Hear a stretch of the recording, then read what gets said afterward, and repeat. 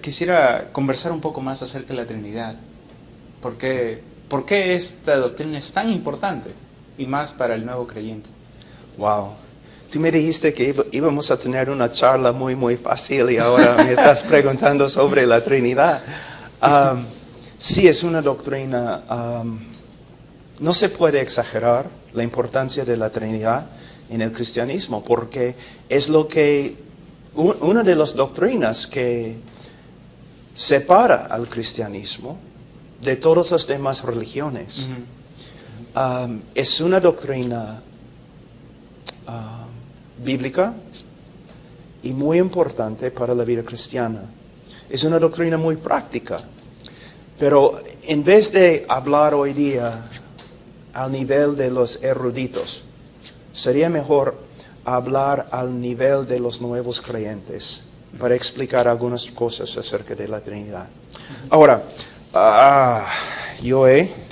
anticipando tu pregunta, yo he traído algunas notas y lo primero que necesitamos ver es que hay misterios en las Escrituras que no vamos a resolver en esta vida.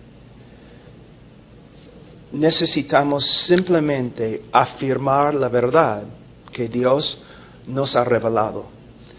Y con respecto a la Trinidad, hay misterio, de verdad. Pero también hay misterio con respecto a la omnisciencia de Dios o la omnipresencia de Dios.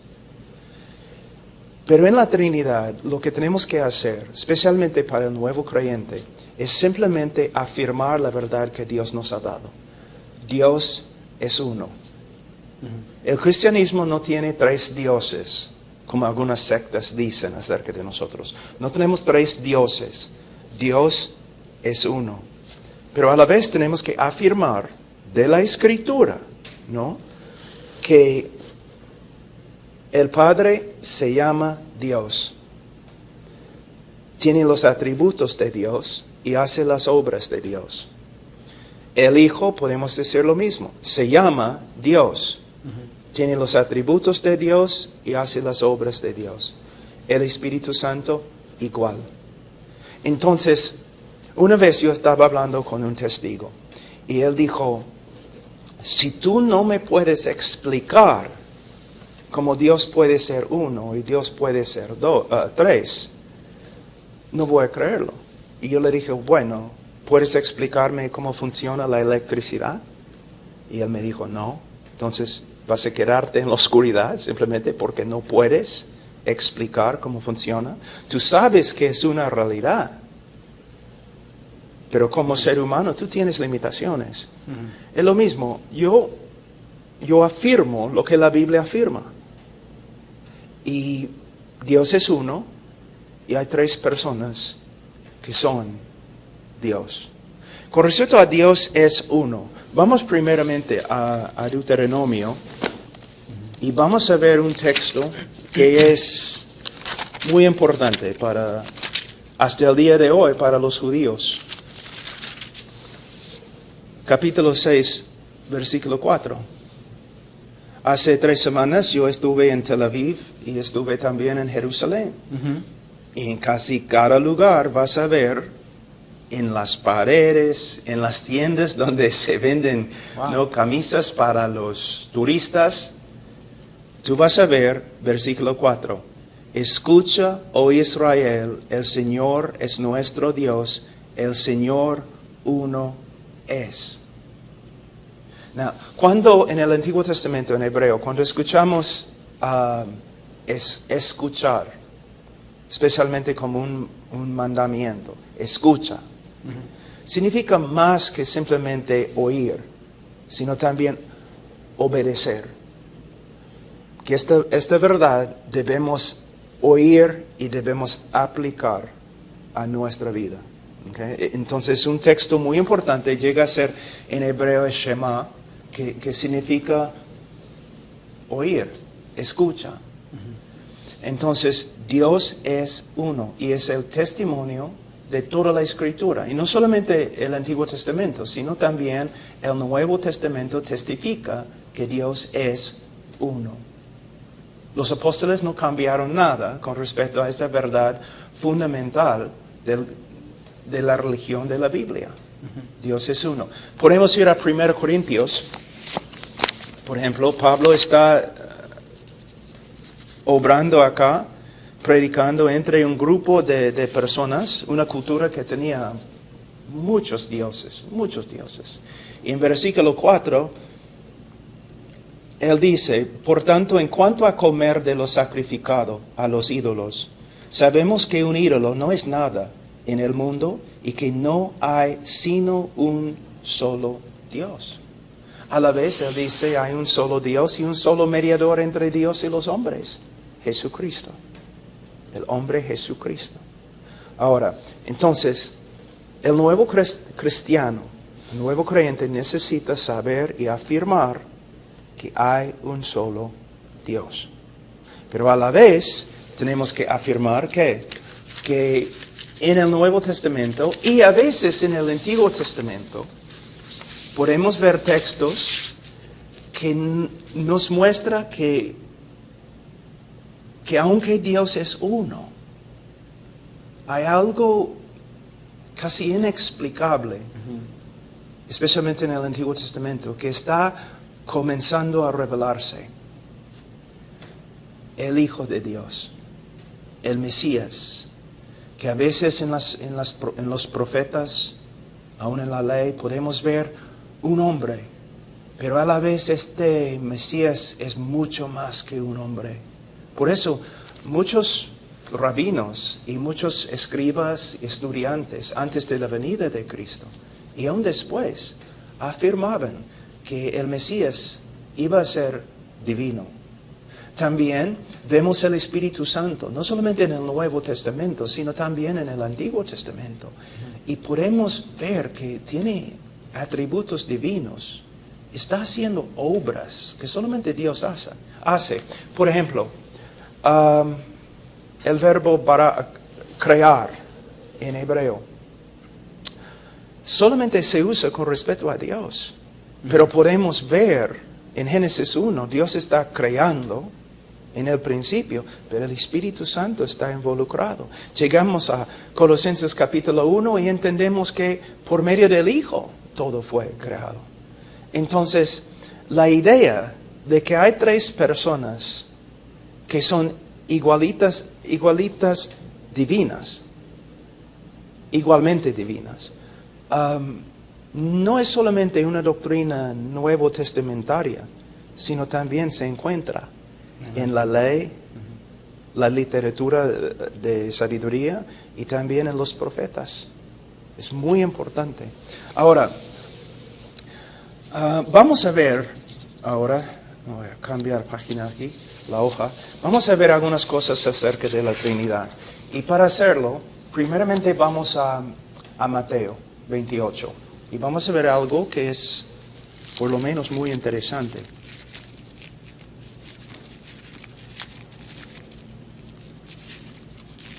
Tengo una nueva Biblia en español, es muy difícil encontrar mi lugar.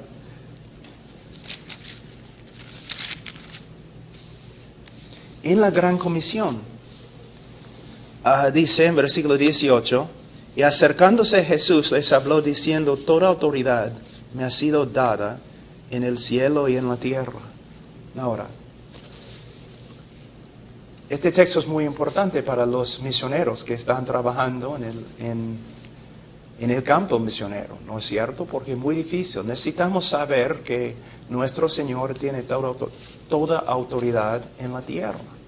Pero no solamente en la tierra, en el cielo. Entonces, ¿de verdad Dios va a dar autoridad, una autoridad así, a un mero hombre? No lo creo.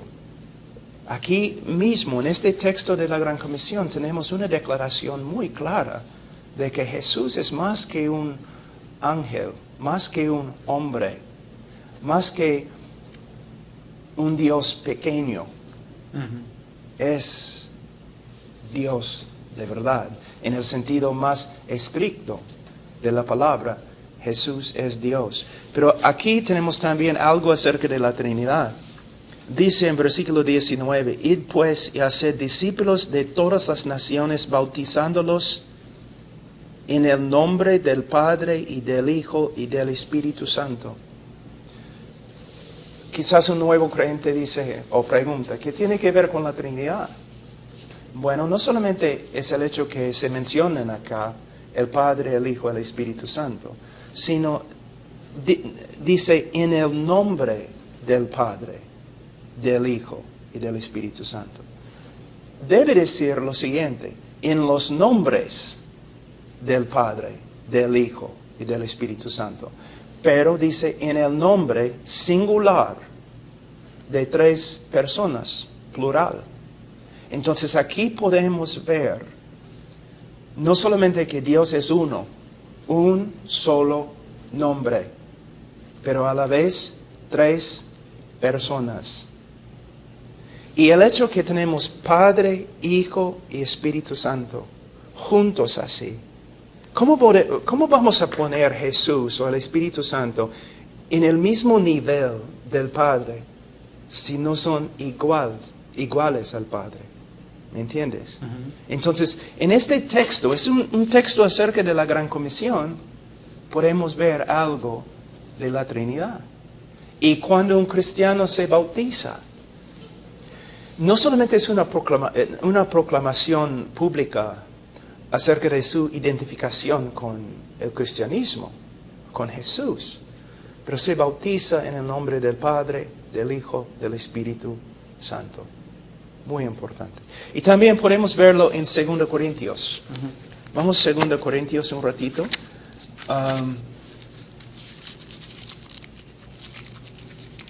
Tú tienes tu Biblia en tu teléfono. Sí. Estás buscando. Capítulo 13.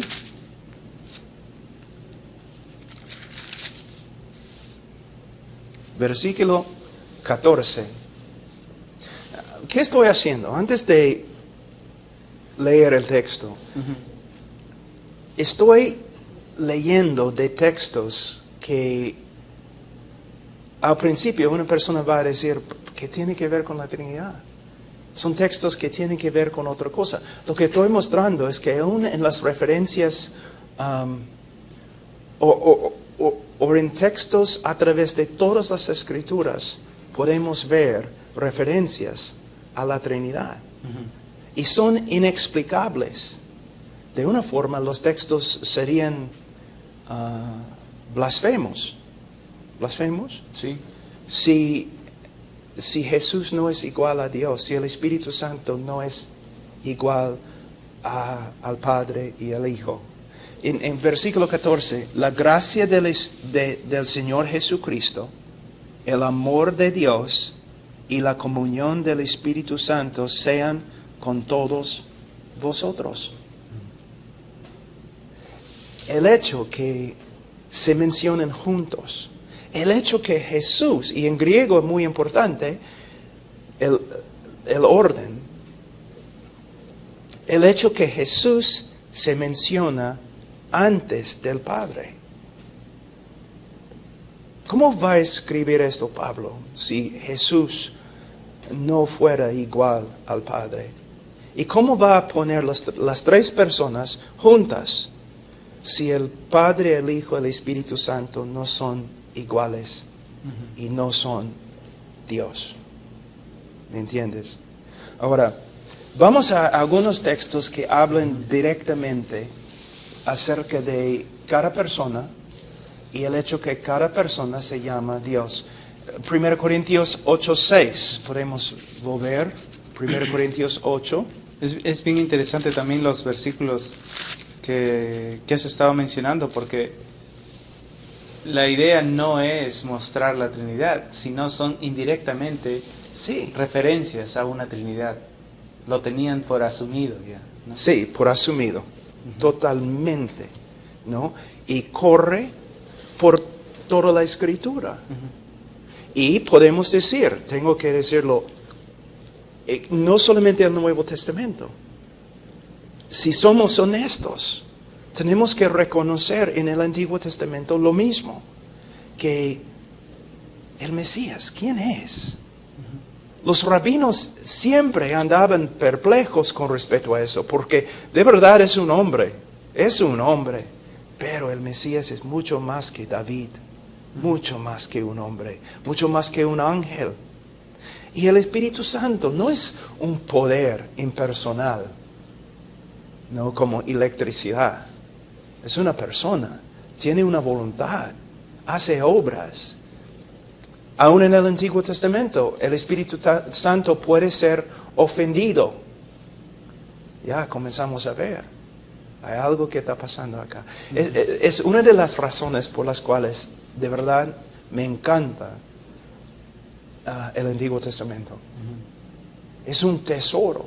Es como que, buscar y por buscar. medio de estudiar en el Antiguo Testamento, tú comienzas a ver, wow, la doctrina de Cristo se encuentra acá. La doctrina del Espíritu Santo se encuentra acá, claramente. Y Jesús, Él no se encuentra solamente en el Nuevo Testamento, se encuentra en cada página de la Biblia. Todo tiene que ver con Él. Y los grandes predicadores, ellos se daban cuenta de eso. Y sus prédicas eran tan impactantes porque predicaban a Cristo. No simplemente una moralidad o 10 principios por los cuales podemos mejorar la vida. No, ellos predicaban a Cristo. Y es lo que nosotros debemos hacer, es predicar a Cristo.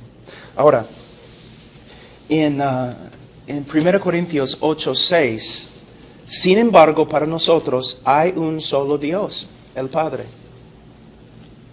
de quien proceden todas las cosas y nosotros somos para Él, y un Señor Jesucristo por quien son todas las cosas y por medio del cual existimos nosotros. Algunas sectas dicen, ya, ve, ustedes, los cristianos deben escuchar este texto porque dice hay un solo Dios, el Padre. Sí, Pablo en este momento está enfatizando la deidad del Padre. Pero no debemos olvidarnos. ¿Qué más dice? Mira, Jesús se llama el Señor en el mismo texto. El Señor, que en el Antiguo Testamento es una palabra muy importante que se reserva solo para Dios. También existimos por medio de Él. Pero la Biblia dice que Dios sustenta el mundo, que Dios creó el mundo. Entonces, no es una negación, solamente Él está poniendo énfasis en la persona del Padre. Ahora, vamos a Juan 1. Ya, hablando así no voy a poder entrar en el cielo, ¿no? No. Juan 1:1. En el principio existía el Verbo, y el Verbo estaba con Dios, y el Verbo era Dios. Es lo que el texto dice.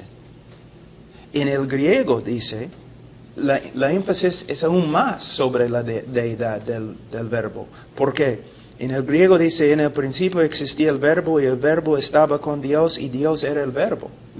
Poniendo la énfasis en su deidad. Y si no está diciendo que el Verbo es Dios, entonces versículo 14 no tiene significado. ¿Por qué? Está hablando de la encarnación. ¿La encarnación de qué? Un ángel. Pero vamos a Hebreos y sabemos que es mucho más que un ángel. Y no es nada entre un ángel y Dios. Claramente la Biblia dice que es Dios. A veces los testigos de Jehová, o mejor dicho, los testigos sin Jehová, vienen a la puerta y un nuevo creyente contesta y comienzan a hablar de la deidad, o los testigos negando la deidad de Jesús. Y siempre dicen a los nuevos creyentes, pero si tú supieras, si tú pudieras leer el griego, sabrías que en el griego claramente no dice Dios, sino un Dios. Cuando ellos vienen a mi casa y dicen que tal cosa, yo siempre digo, ¿de verdad? ¿Es lo que dice? Wow, en griego. ¿Tú lo sabes? ¿Tú sabes qué dice en griego un Dios? Sí, claro. Un ratito. Yo voy a mi biblioteca, traigo mi Nuevo Testamento en griego. Yo les doy mi Nuevo Testamento. Muéstrame. Yo no lo hago simplemente para avergonzar a la persona, pero mayormente ellos siempre te visitan dos personas, un líder y un discípulo. Estoy tratando de mostrar al discípulo que su líder es un mentiroso. Yo le doy mi Nuevo Testamento en griego. Aquí, Señor, muéstrame. Y el hombre está mirando. Mira, yo dejo de hablar con él y yo hablo con su discípulo. Mira, él entró a mi casa básicamente tratando de engañarme. Que él no era experto en griego. Pero mira, él ni puede encontrar el libro de Juan en griego. De verdad, joven, ¿este es el hombre que quieres seguir? Por supuesto, los nuevos creyentes no pueden hacer eso, quizás no leen griego. Pero no deben tener miedo cuando los testigos vienen con su conocimiento de griego, porque no tienen conocimiento de griego. Otra cosa que es muy importante, si podemos, vamos a volver a este asunto de los testigos, porque yo voy a explicar cómo yo testifico a los testigos después. Pero la Biblia claramente aquí en Juan 1:1 dice que el verbo es Dios.